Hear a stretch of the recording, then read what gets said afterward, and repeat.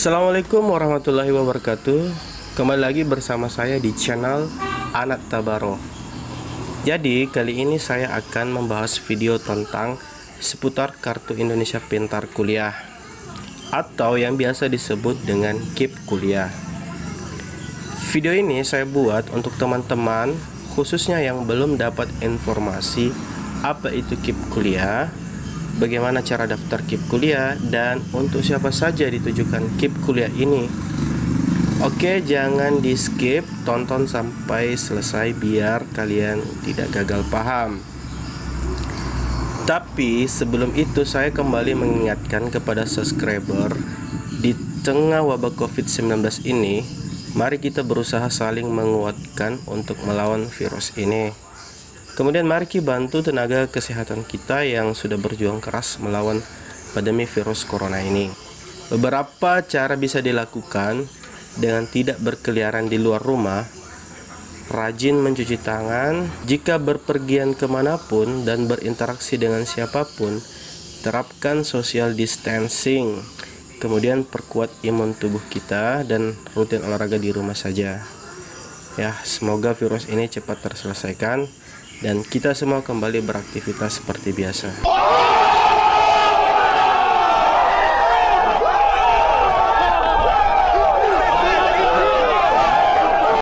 Sekarang kita akan coba membahas satu persatu. Mungkin bisa dimulai dari apa sih sebenarnya ini KIP Kuliah. Jadi KIP Kuliah ini adalah program bantuan pendidikan, ya bisa dibilang beasiswa yang berasal dari pemerintah. Melalui program Indonesia Pintar, pemerintah mengeluarkan Kartu Indonesia Pintar Kuliah. Jadi program pemerintah ini mengeluarkan Kartu Indonesia Pintar Kuliah sebagai salah satu bentuk bantuan pendidikan yang akan diberikan kepada lulusan SMA, SMK, atau sederajat dari keluarga kurang mampu. Kemudian langkah selanjutnya itu kalian harus tahu persyaratan penerima KIP Kuliah. Nah, jadi apa saja sih sebenarnya persyaratan untuk bisa menerima KIP Kuliah ini? Ada beberapa komponen-komponen. Saya akan jelaskan. Komponen yang pertama itu adalah penerima KIP Kuliah ini adalah siswa SMA, SMK atau sederajat yang akan lulus pada tahun berjalan atau lulus 2 tahun sebelumnya. Itu komponen pertama ya. Kemudian kita masuk pada komponen kedua. Jadi siswa ini dia memiliki akademi baik tetapi memiliki keterbatasan ekonomi yang didukung oleh bukti dokumen yang sah. Nah, komponen yang ketiga itu adalah siswa ini lulus seleksi penerimaan mahasiswa baru dan diterima di PTN atau PTS pada prodi dengan akreditasi A atau B, serta dimungkinkan dengan pertimbangan tertentu pada prodi dengan akreditasi C. Jadi syarat amannya itu adalah ketika kalian lulus seleksi penerimaan mahasiswa baru, pastikan PTN atau PTS kalian itu berakreditasi A atau B, ya.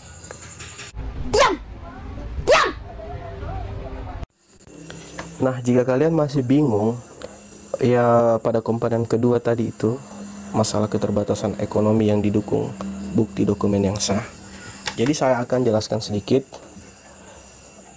Keterbatasan ekonomi ini bisa dibuktikan dengan kepemilikan program bantuan pendidikan nasional dalam bentuk Kartu Indonesia Pintar atau KIP. Jadi kalian bisa buktikan dengan kartu KIP kalian. Atau bisa juga berasal dari keluarga peserta program Keluarga Harapan PKH. Ya biasanya itu dibuktikan dengan kartu Keluarga Sejahtera atau kartu KKS.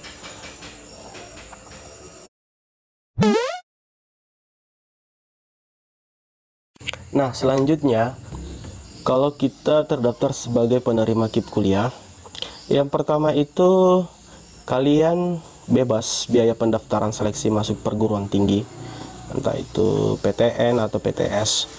Kemudian yang kedua itu bebas biaya kuliah pendidikan Dan yang ketiga, bantuan biaya hidup sebesar Rp700.000 per bulan.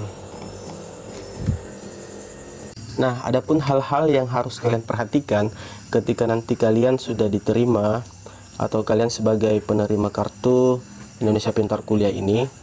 Jadi ada jangka waktu KIP kuliah ini. Ya, yang pertama itu kalau kalian mengambil program reguler sarjana itu maksimal 8 semester.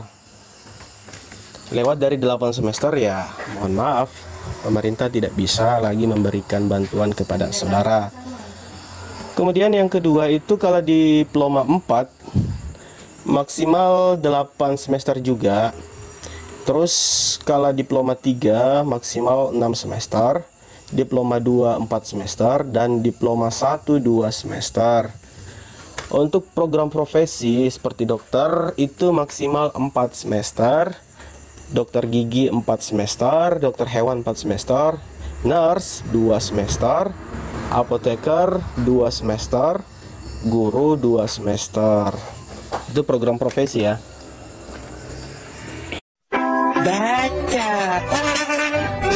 Ketika kalian dapat bantuan ini, kalian harus manfaatkan semaksimal mungkin dan berusaha untuk fokus kuliahnya sesuai dengan target-target yang sudah ditentukan jangka waktu KIP kuliah ini. Oke, jadi kita langsung saja bagaimana cara mendaftar dan mendapatkan KIP kuliah. Nah, hal pertama itu kalian harus memastikan angkatan. Maksud saya seperti ini. Kenapa saya bilang kalian harus memastikan angkatan? Karena KIP kuliah adalah program untuk angkatan kuliah tahun 2019 dan setelahnya, yaitu 2020, 2021 dan seterusnya. Sedangkan untuk angkatan kuliah 2018 dan sebelumnya seperti 2017, 2016 dan seterusnya tidak bisa mendaftar KIP kuliah.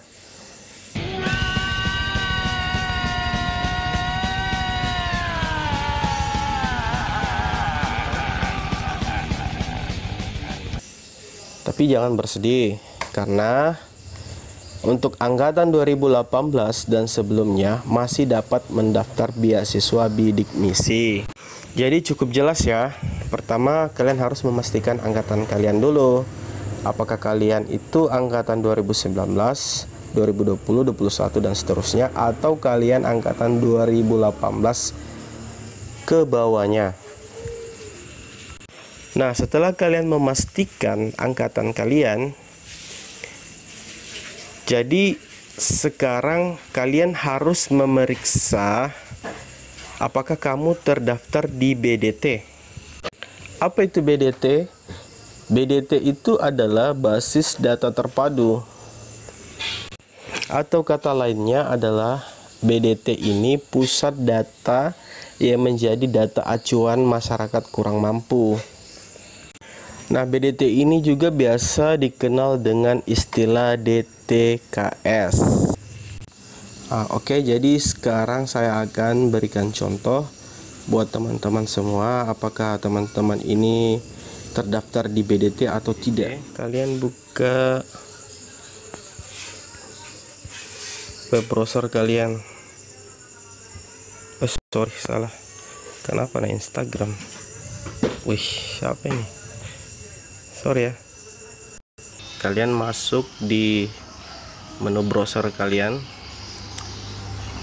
Di sini saya memakai Google Chrome. Kemudian kalian ketik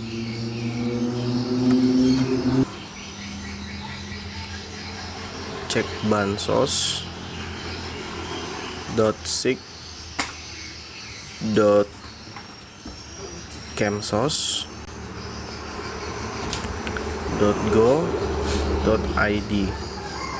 Kemudian kalian searching. Nah, setelah kalian search, pilih menu yang paling atas ini, 6NG Kemensos, cek bansos Kementerian Sosial.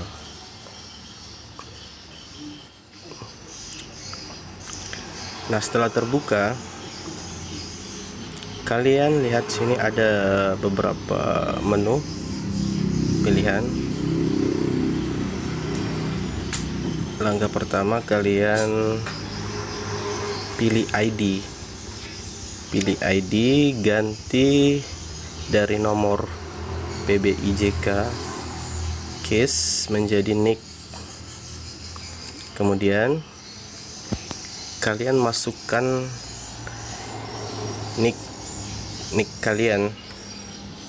NIK kalian itu bisa dicari di kartu keluarga kalian. Setelah itu kalian tulis nama kalian. Jadi sini saya akan kasih contoh.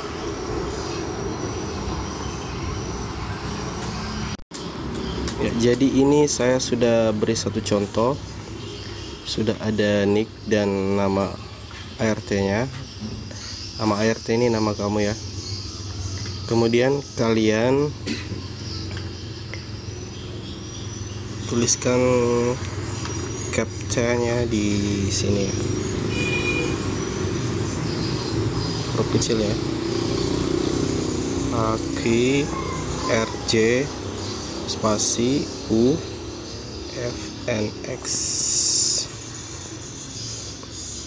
Setelah itu kalian pilih menu cari.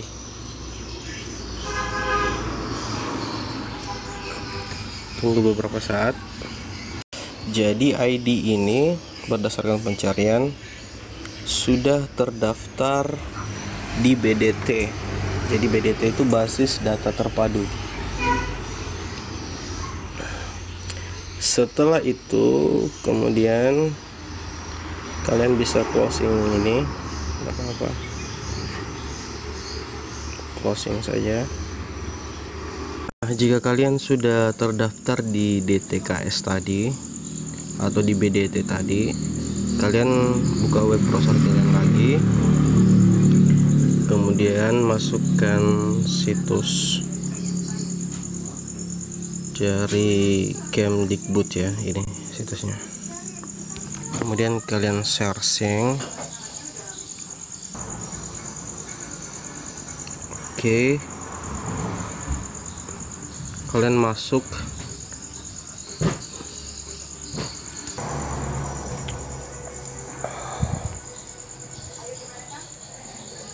Nah, kalian masuk. Jika kalian mengalami hal seperti ini, kalian back saja, kemudian login siswa. Pilih login siswa, kemudian daftar. Oke. Nah, di sini kalian isi ya. Nah, setelah kalian masukkan nomor induk penduduk sesuai dengan di KK kalian, terus kalian sudah kasih masukkan juga nomor induk siswa kalian. Nah, untuk nomor pokok sekolah nasional ini kalian sesuaikan dengan nomor pokok yang ada di sekolah kalian. Nah, di sini saya kasih contoh satu nomor pokok sekolahnya ya. Oke, kemudian masukkan email kalian. Sini saya kasih contoh satu email. Kemudian kalian klik proses selanjutnya.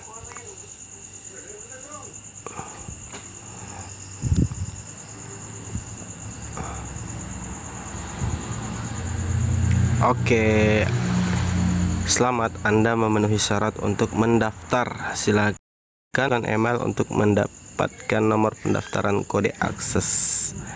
Jadi kita masukkan emailnya kembali.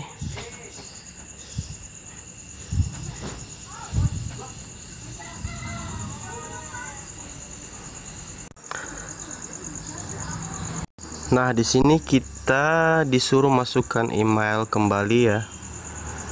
Masukkan email kalian, kemudian daftar akun. Oke, berhasil. Oke. Nah, setelah kalian berhasil, kalian cek email kalian. Cek email ya di Gmail kalian. Nah, seperti ini nih. No reply keep kuliah underscore keep kuliah. Oke, buka saja. Setelah terbuka, di situ ada keterangan kode akses ya. Di sini ada bagian sini. Ada kode akses. Kemudian kita kembali lagi ke login. Kita klik login ya, sabar ya.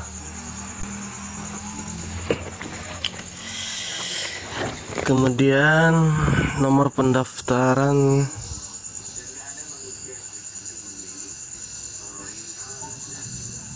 masukkan ya, nomor pendaftaran yang tadi ya.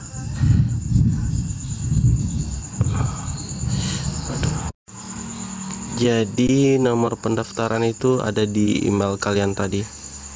Ini nomor pendaftarannya. Copy saja. Kalian klik di sini di nomor pendaftaran. Waduh, kok mati-mati ini apa ya?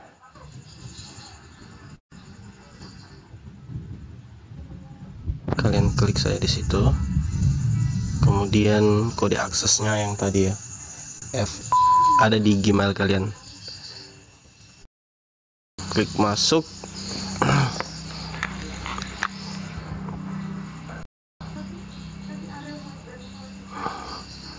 Nah, ketika kalian sudah login, tampilannya akan menjadi seperti ini. Nah, di sini kalian perbarui sendiri ya biodata kalian. Bisa diperbarui di sini ya. Tambahkan yang mesti ditambahkan. Kemudian di sini juga di tampilan keluarga tambahkan juga yang mesti mau ditambahkan. Update terbaru ya, prestasi juga seperti itu. Diupdate prestasinya. Jadi sampai di sini nanti keterangannya status kelengkapan berkas sudah lengkap. Jadi ketika teman-teman sudah terdaftar di KIP Kuliah, langkah selanjutnya teman-teman bisa mengikuti proses pendaftaran kuliah di salah satu PTN atau PTS. Jadi ingat ya, PTN dan PTS-nya itu harus berakreditasi A atau B. Nanti jika teman-teman diminta untuk pada saat verifikasi diminta berupa dokumen-dokumen dari kampus, teman-teman biasanya sih ya, teman-teman perlu datang ke dinas sosial untuk meminta surat rekomendasi SKTM. Nah, jadi ini yang diterbitkan dari BDT ya. Nah, ini untuk jaga-jaga jika diperlukan persyaratan SKTM dari setiap kampus. Jadi surat rekomendasi BDT biasanya ini akan dilampirkan pada saat pendaftaran ke kampus tujuan. Ya, jadi teman-teman ambil ya, datang ke dinas sosial. Jadi datang ke dinas sosial ini tidak bisa diwakili ya. Caranya bagaimana sebelum datang ke dinas sosial? Jadi teman-teman pertama minta surat pengantar dari kelurahan atau desa untuk ke dinas sosial. Kemudian datang ke Dinsos dengan membawa surat pengantar dari kelurahan atau desa. Terus membawa fotokopi KTP, fotokopi KK. Nah, itu saja.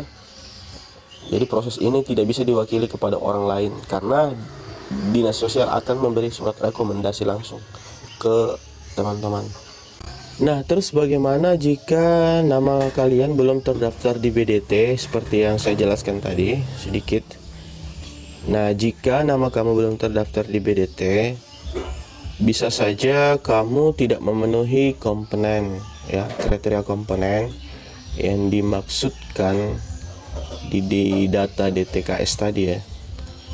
Nah, tapi ketika kamu merasa bahwa kamu adalah keluarga yang rentan miskin atau ekonomi rendah, Pertama, kalian mengajukan diri ke kelurahan atau desa kalian.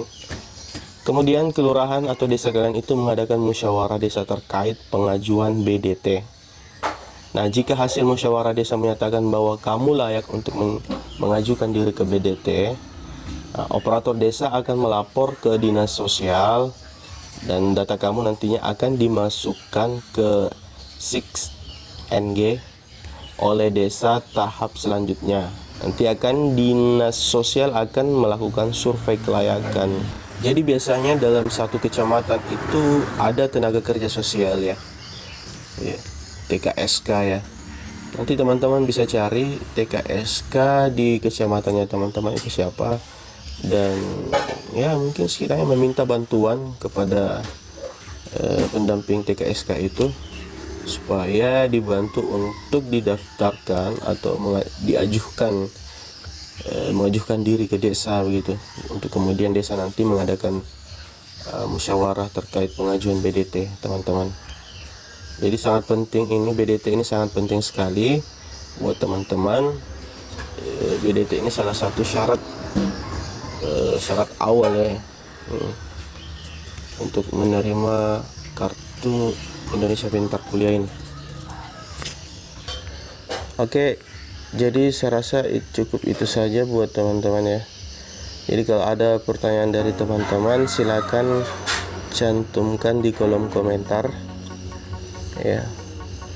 Nanti kalau teman-teman masih pusing dengan BDT atau DTKS ini silakan cantumkan di kolom komentar. Nanti saya akan bantu teman-teman semaksimal mungkin ya. Oke, jangan lupa subscribe, like, komen, nyalakan tanda lonceng, dan share ke teman-teman. Semoga video ini bermanfaat buat kita semua. Assalamualaikum warahmatullahi wabarakatuh.